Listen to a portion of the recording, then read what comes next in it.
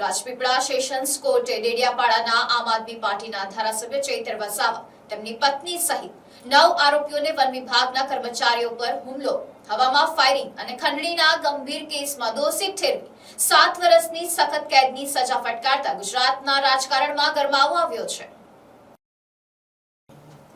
ચુકાદા બાદ કોંગ્રેસના આદિવાસી નેતા અને ધારાસભ્ય અનંત પટેલ ચૈતર વસાવાના સમર્થનમાં સામે આવ્યા હતા। તેમણે ભાજપ સરકાર પર આકરા પ્રહારો કરતા જણાવ્યું હતું કે ન્યાયપાલિકાના આ ચુકાદાને લઈને તેમને પહેલેથી જ શંકા હતી।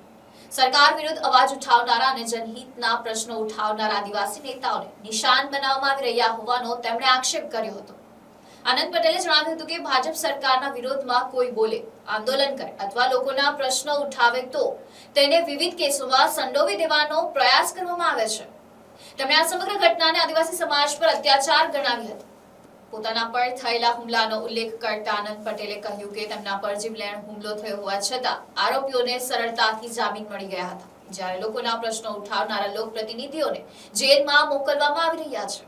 તેમણે આશંકા વ્યક્ત કરી હતી કે આગામી દિવસોમાં અન્ય આદિવાસી નેતાઓને પણ ખોટા કેસોમાં ફસાવવાના પ્રયાસો થઈ શકે છે।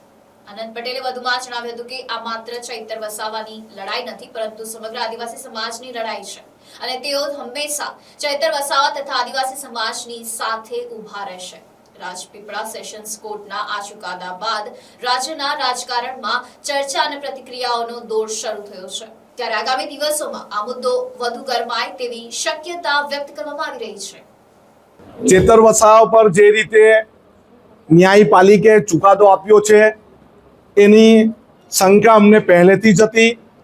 આ સરકારના વિરોધમાં કોઈ પણ બોલે, કોઈ પણ આંદોલન કરે અથવા એના વિરોધમાં અવાજ ઉઠાવે એટલે એને કોઈ પણ રીતે સંડોવવાનો, એને કોઈ પણ રીતે ભેરવવાનો એ આદિવાસી સમાજ પરનો અત્યાચાર છે અને એ ભાજપની સરકાર હર હંમેશા કરી આવી છે।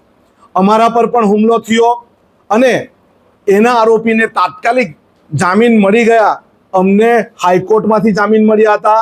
અમારા પર પણ કેસ ચાલે છે અને અમારા પર પણ સજા થાય તો કોઈ નવાઈની વાત નથી। આવનારા દિવસમાં મનસુખભાઈ પણ કોઈ ગુનામાં ભેરવાઈ જાય કે દર્શનાબેન દેશમુખ પણ કોઈ ગુનામાં ભેરવાઈ જાય એમાં કોઈ શંકાને સ્થાન નથી। આ સરમુખત્યારવાળી સરકાર છે, જી હજુરીવાળી સરકાર છે। આના વિરોધમાં કોઈ આંદોલન કરે અથવા કોઈ આદિવાસી સમાજના કોઈ ગરીબ લોકોને વનકર્મી દ્વારા રંજાડવામાં આવે પણ જો કોઈ ધારાસભ્ય અવાજ ઉઠાવે તો એના પર ગુનો દાખલ થાય।